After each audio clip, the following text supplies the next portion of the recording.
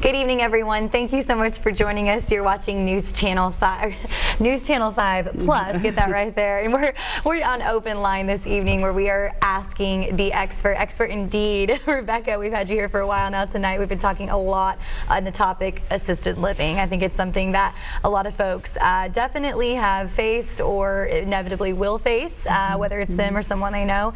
And it's great to hear that we have places like Creekside to really provide some of these, not only expert care, but as well as overall just kind of a fun living environment as well for the folks. That's kind of what my next part of this segment I want to talk about was, you do have folks that really don't need that specific individual care, but are still able to do things on their own. The independent living is what I'd like to talk about next, because you all have a lot that you offer. I mean, it seems like a fun campus for folks that move in. So we've got senior apartments first. Let's talk about those. Okay. We do have a couple of plans, floor plans.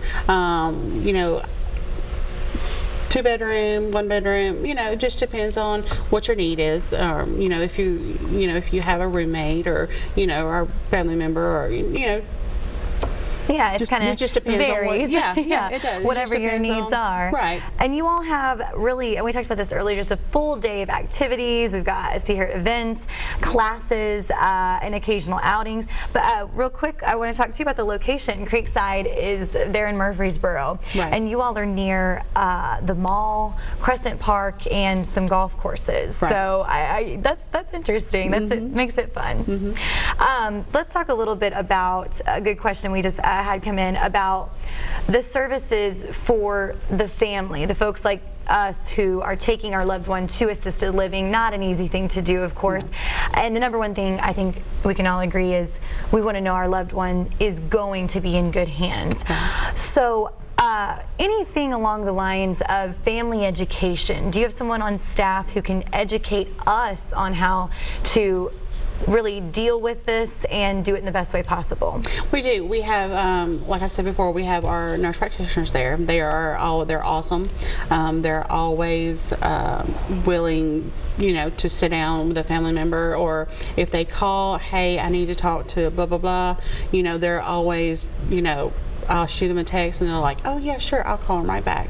They're always willing to sit down, as much as they need, much as the family needs, whatever questions that they have, they're always willing to help. And also our nurses are awesome.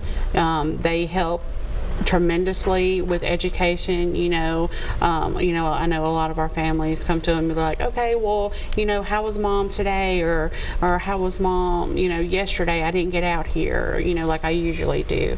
What was her day like? So, they do.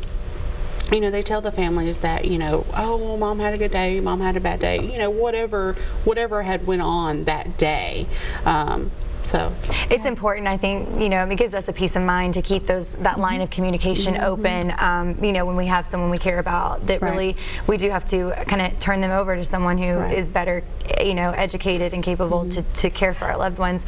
I think it's good to hear that, we forget, maybe we need the education on the right way of going about this, and even just to give you a peace of mind. Right. So, and two, we have training that we do for our staff to kind of keep up with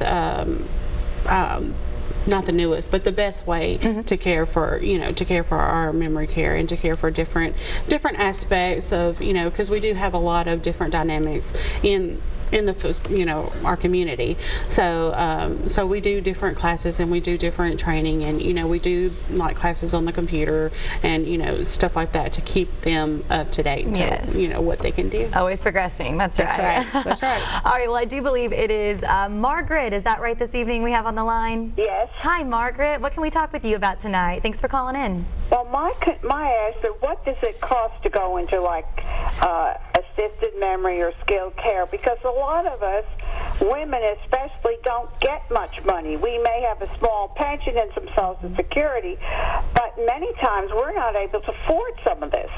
That's a great question. I'm curious about that as well. Right. Well, really and truly, I'm not really for sure like the base but I always do assessments every time that we get a referral, or we have somebody or a family member that comes in that says, okay, mom, I need some help, mom needs this, or dad needs this, I need some help.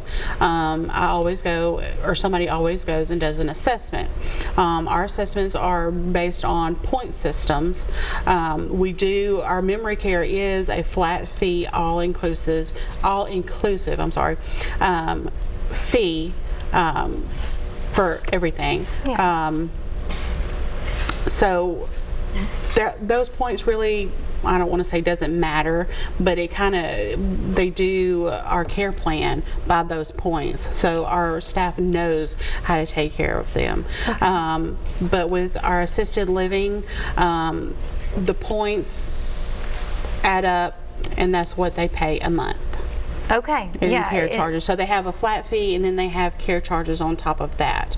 I do believe that some people, depending on different things, and this is totally not my department, that depends on their insurance, depends on, like I said, different things, they do qualify for assistance.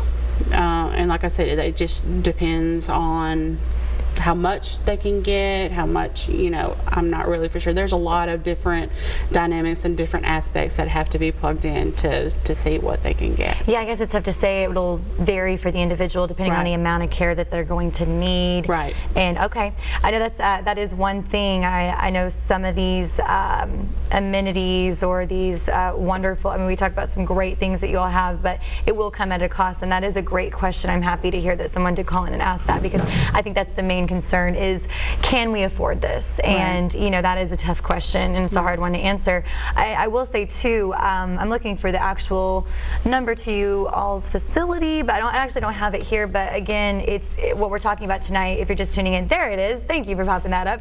Yeah, there's everything we need right there. Creekside at Three Rivers Assisted Living.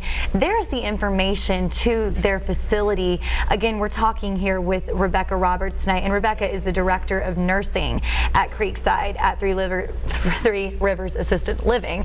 And there's the information, and I would encourage you all, give them a call. Maybe the last question we had there from our viewer, we appreciate you asking us that, and maybe if you want to give them a call and talk with some folks, I'm sure they'd be happy to really maybe even map out something that would a plan that would work best for them. We're always up for giving tours. If you just stop by, call, we'll be happy to give information. Do what we'll help any way we can. Creekside at Three Rivers Assisted Living. Say that fast. Oh yeah. It's a little bit of a tongue twister. Oh yeah, you should see us answering the phone. That's right. But they will answer the phone, and they will answer your questions. That's right. All right, Rebecca, let's go ahead and move on here to some other topics. Again, we appreciate those phone calls. We still have another half hour here on the show that we'd love to hear from you, and any questions you have for Rebecca tonight, she's happy to answer them. And just to kind of keep the conversation going, some of the benefits to these apartments, if you do decide that this is the best option for you, and you're not really needing the actual really any sort of help with your living, your independent living is the word I'm looking for, you actually can customize these apartments to make it feel more like home. Why is that important? Yes, and that doesn't, that's not just for our independent, that's for our assisted living and our memory care. The family, we encourage the family to bring in, their furniture, their, anything that they can bring in, their art for their wall, trinkets, anything, because when they come to our community, we want them to feel at home. We want them to feel comfortable. We don't, we want to meet them, physically, mentally, spiritually, and emotionally, all the way around, all aspects. We want them to, to be at home. Yes, to be at home. It's important. I think we all want to feel that way. You know, if you can make it your home, I think that's a wonderful option that they provide there. Let's talk about the types of folks we're seeing at your facility. Do you feel like it's a broad spectrum when it comes to the ages? Is it a little bit of everyone? Do you all kind of see, you know, folks from all over? What's kind of the common community that you'll walk into out there? We do predominantly we're 65 and older. We do have a few that are younger than that. But basically, yeah. But get a wide variety. Yeah, I figured so. It is. Now, I'm curious. Some assisted living facilities, they actually provide care for folks who maybe have special needs. Is that something that you all offer, just out of curiosity? I do believe we do. We do. If they meet like an assessment, you know, if we were to get a referral from, you know, we would actually go out and see them, and if they pass, or not pass, but you know, if they kind of meet the requirements, then of course. Great. You know, it's interesting. You've only been with Creekside for 6 weeks now, and you know, we're happy to talk with you. We're going to go ahead and take another quick break, but when we come back, I want to hear a little bit more about, you know, your story, your past 6 weeks out there, maybe some of the things that you all have coming up down the road at you know, Creekside that we can kind of chat about and get folks excited about. All right. Well, we will be right back, everyone. Thanks so much for tuning in.